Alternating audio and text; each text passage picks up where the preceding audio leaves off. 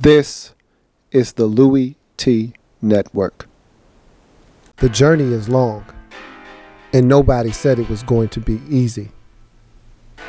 But all we've got is us. You have any quarterback news for us? All that believe. Yes, we do have news. We have announced that Kirk Cousins will be the starter for 2015 moving forward. And I think all three quarterbacks should be commended for their efforts, their willingness to get better. But when it's all said and done, after all the film that we've gone through, all the off-season activity, all the training camp footage, we feel like at this time, Kirk Cousins gives us the best chance to win, and that's where we're going. When you say for 2015, does that mean barring It's Kirk's team.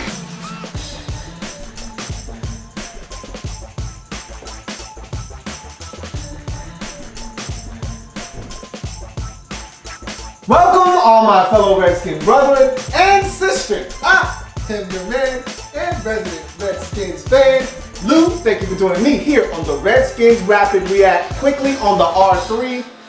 How can I not be smiling ear to ear? How can I not turn around grinning? I mean, we don't do that very often in these parts. That felt really, really good. And as a wise man once told me, that was an old school, good old-fashioned, passionate ass whooping, and the Saints got their coach shoes. What size are those, man? Let me get those off you. And they hat tookin'. Let me get those size 12s off you, man. 47-14, man. It feels damn good to get that win. I told you we had to have it. What else did I tell you? And before I even start, hey, Serge, is that good enough, man? You still want Jay Gruden fired? You still want Kirk Cousins gone? I mean, what do these dudes gotta do, man? I'm trying to tell you guys, until you find something better, there's no other option, and I'm trying to tell guys, look, Jay Gruden needs time, man. Time, give the man time. Everybody want to run him out of town. Give him time, but look, I'm here to celebrate. Celebrate! Everybody stand the hell up, man. We just won by 33 points. 33 unanswered points. At one point in the game, it was 14-14. We ran off 33 unanswered, won the game 47-14. Celebrate, goddammit. I'm not here to rant and rave and fuss at people. We're here to celebrate. Saints self-destructing in this game. I'd be lying to you if I sat here and acted as if we did everything right in this game. We still gave up a 70-yard run. We still gave up a 60-yard touchdown. I told them not to do that before the game started. Don't get them no cheapies.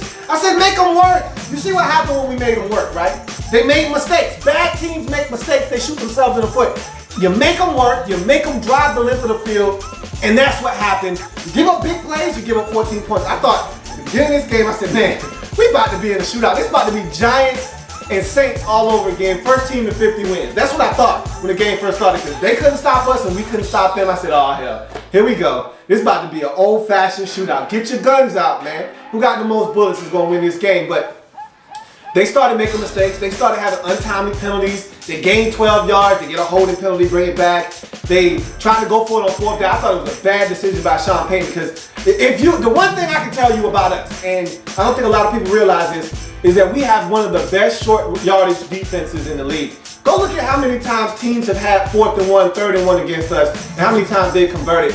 We do a really good job in those situations. We've stopped at least 3 or 4 different teams on 4th down this season. 4th and 1 is our best friend. I dare you, and I said before that play, I dare them to try to run. If they're smart, they'll play action fake this bootleg it and get Drew Brees out and sneak a tight end, Benjamin Watson out into the flats and give him the football. But do not try to run, because we are going to shut it down. And that's exactly what we did. 3rd and 1, we shut it down. 4th and 1, we shut it down. I thought that was the turning play in the game, because if they get something there, and that was right after the halftime break, remember, they get something there, it's a different ball game. Even if it's a field goal, cuts it to 10, slows the game down. Momentum isn't as the same as it would have been after the stop, which after we got that stop, crowd got involved, offense went down the field, got some more points in the form of a field goal. So it just changed the whole dynamic of the game.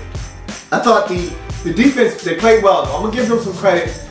Look, the Saints, like I said, self-destructed. Brandon Cooks dropped the 3rd down, would have been an easy catch right before the half, allowed us to go get more points before halftime. They made a lot of mistakes in this game, but a lot of penalties, and I see why they're one of the most penalized teams in the league. Kirk throws an interception. They got a penalty for holding. I don't even know if that was really a holding or not, but I'll take it. You know, I'm all about the handouts. If you're giving them, I'll take them.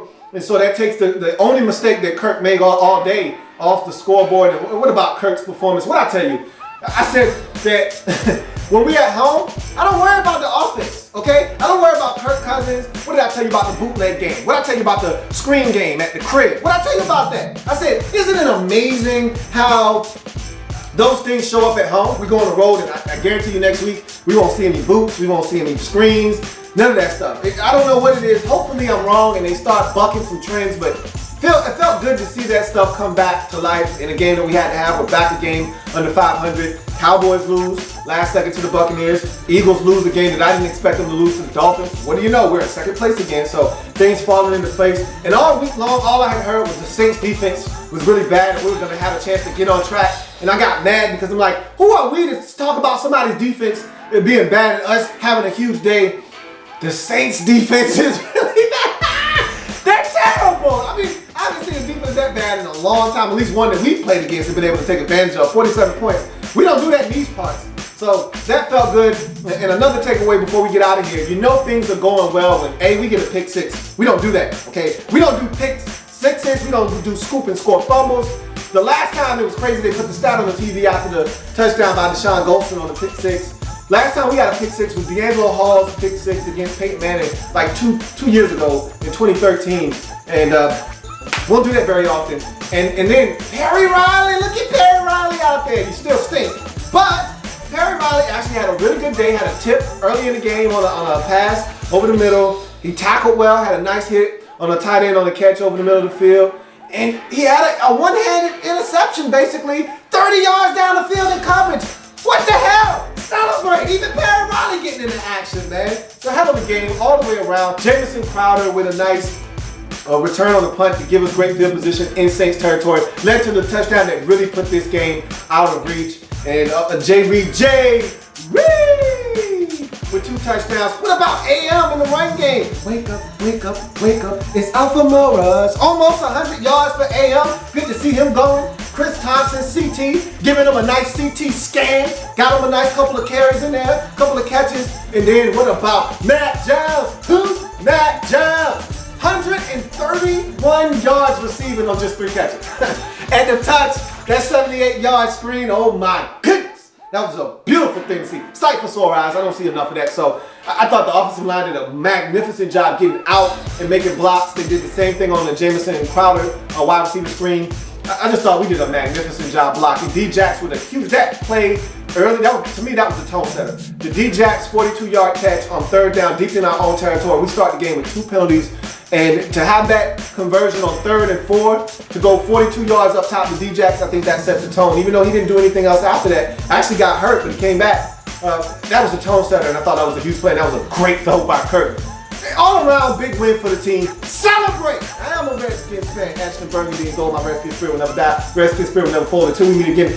Hail to our beloved Redskins. We're now 4-5 on the season after the huge 33-point blowout victory at home, 47-14 over the Saints. Feels good to not be panicking and have your heart in your throat in the late stages of the game. Just felt good to kick back on the sofa and watch other teams struggle and not have it be us. That just felt great today. And so now I'm going to go back in the house and watch the Giants struggle with the Patriots and see if we can't stay right in the hip pocket in the NFC East. Feels damn good to be a Redskin fan today. Celebrate! There's plenty more where that came from. While you're here, subscribe to the channel. If you want more Louis T, be sure to follow me on Twitter at InTheLabRoom, or you can like the Facebook page at In The Lab Room. That's In The Lab Room on Facebook and at In The Lab Room on Twitter. Don't forget, subscribe to the channel if you haven't already done so.